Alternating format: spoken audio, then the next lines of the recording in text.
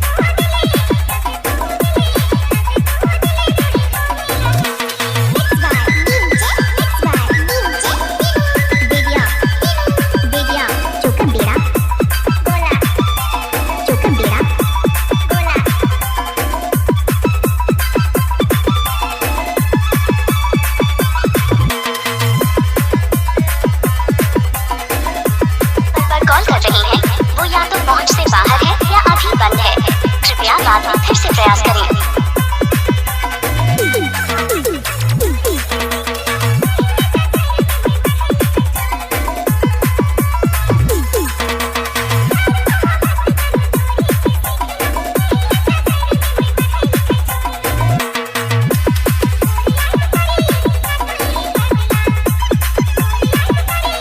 Call कर रही हैं वो या तो पहुंच से बाहर है या अभी बंद है। कृपया बाद में फिर से प्रयास करें।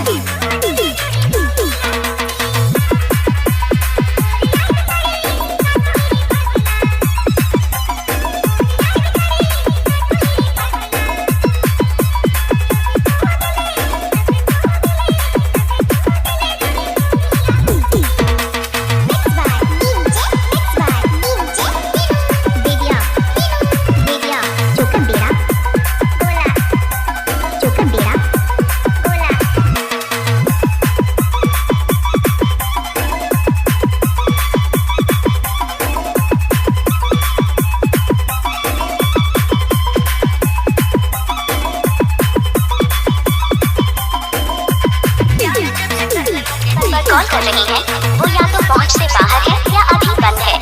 कृपया बाद में फिर से प्रयास करें।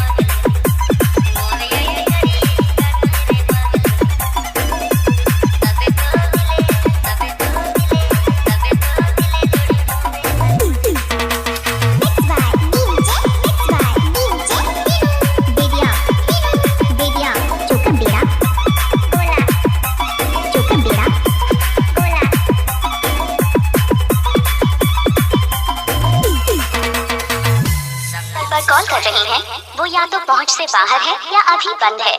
कृपया बाद में फिर से प्रयास करें।